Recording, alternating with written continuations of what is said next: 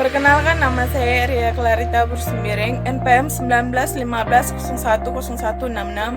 Saya dari kelas 11 A32, ingin memenuhi tugas mata kuliah profesi pendidikan.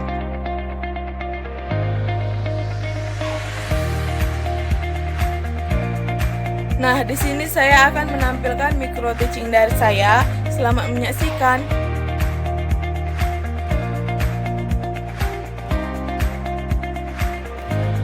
Selamat pagi anak ibu semuanya. Apa kabar anak ibu? Ibu harap baik-baik semuanya ya. Nah, sebelum memulai pembelajaran, kita berdoa terlebih dahulu. Berdoa menurut kepercayaan masing-masing dimulai. Berdoa selesai. Materi kita hari ini yaitu tema 9, subtema 1, pembelajaran keempat. Coba kalian buka buku kalian halaman 27. Nah, kita masuk ke dalam materi ya. Materi pertama yaitu tentang kenampakan alam. Ini adalah gambar kenampakan alam. Nah, gambar yang paling atas itu ada dua gambar, yaitu gambar kenampakan alam di wilayah perairan. Dan gambar yang kedua yang paling bawah yaitu gambar kenampakan alam di wilayah daratan. Kenampakan alam disebut juga dengan istilah bentang alam. Indonesia memiliki bentang alam yang berbeda-beda di setiap wilayah. Ada daerah dataran tinggi, ada daerah dataran rendah. Nah, ada juga penduduk yang tinggal di daerah pantai dan ada juga penduduk yang tinggal di daerah pegunungan. Kenampakan alam dibagi menjadi dua, yaitu kenampakan alam di wilayah daratan dan kenampakan alam di wilayah perairan. Kenampakan alam di wilayah daratan antara lain yaitu dataran rendah, dataran tinggi, pegunungan, dan gunung. Kenampakan alam di wilayah perairan antara lain pantai, sungai, danau, dan lain-lain. Nah, coba kalian buka buku kalian halaman 29. Di situ ada teks bacaan tentang adaptasi masyarakat terhadap kenampakan alam sekitar. Coba kalian baca teks tersebut dalam hati. Ibu beri waktu kalian selama 5-7 menit untuk memahami isi teks tersebut.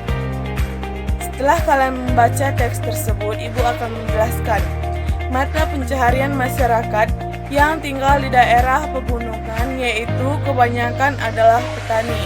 Sedangkan mata pencaharian masyarakat yang tinggal di daerah pantai kebanyakan adalah nelayan.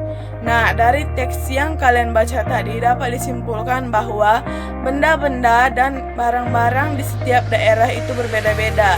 Dan juga tidak hanya itu, air laut juga berbeda dengan air yang ada di pegunungan. Nah, selanjutnya kita masuk pada materi iklan. Di sini Ibu ada dua gambar iklan. Coba kalian buka buku kalian halaman 30. Di situ juga ada gambar iklan ini. Yang pertama yaitu berisi iklan tentang depot air minum isi ulang. Nah, yang kedua yaitu berisi iklan tentang alat untuk mensterilkan air minum. Nah, iklan biasanya dibuat oleh orang yang berjualan atau penjual untuk menambah pelanggan atau pembeli agar sesuatu yang dijualnya dapat terjual banyak, atau bisa dikatakan untuk menarik minat para pelanggan. Selanjutnya kita masuk ke dalam materi persatuan dan kesatuan. Meskipun alam dan ketampakan alam daerah satu dengan yang lain berbeda, kita sebagai masyarakat Indonesia harusnya menjunjung tinggi nilai-nilai persatuan dan kesatuan.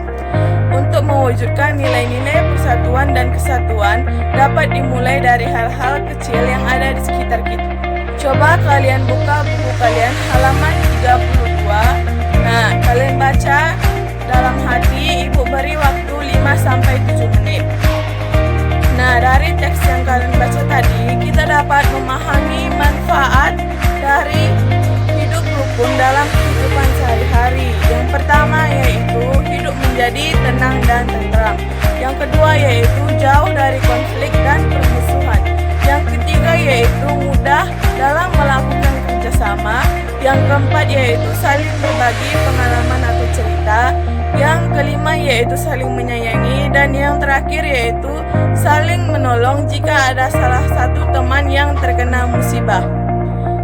Selanjutnya yaitu contoh hidup rukun dalam keluarga. Di sini ibu ada memiliki gambar contoh hidup rukun dalam keluarga. Hidup rukun dalam keluarga memiliki beberapa contoh. Yang pertama yaitu menghormati orang tua, yang kedua membantu orang tua, yang ketiga bermain bersama kakak atau adik, dan yang keempat yaitu belajar bersama.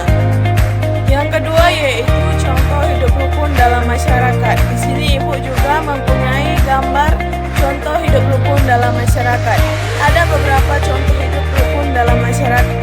Yang pertama yaitu saling tolong menolong. Yang kedua yaitu menghargai satu sama lain. Yang ketiga yaitu menghormati orang yang lebih tua. Yang keempat yaitu ikut kegiatan gotong royong. Dan yang kelima yaitu saling bertegur sapa jika berpapasan. Yang terakhir yaitu contoh hidup rukun dalam sekolah. Di sini ibu memiliki gambar contoh hidup rukun dalam sekolah. Contoh hidup rukun dalam sekolah ada beberapa. Yang pertama yaitu membantu teman yang kesulitan dalam memahami pembelajaran. Yang kedua yaitu meminjamkan alat tulis jika ada teman yang meminjam. Yang ketiga yaitu saling menghargai pendapat. Yang keempat yaitu bertegur sapa dengan teman jika berjumpa di jalan. Dan yang kelima yaitu tidak membeda-bedakan teman. Sekian pembelajaran kita hari ini. Apakah ada murid-murid ibu yang kurang mengerti?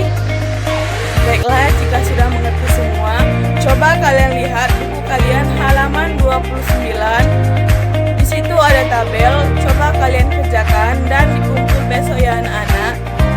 Sebelum menutup pembelajaran kita hari ini, kita berdoa terlebih dahulu. Berdoa menurut kepercayaan masing-masing dimulai. Berdoa selesai. Selamat pagi anak-anak.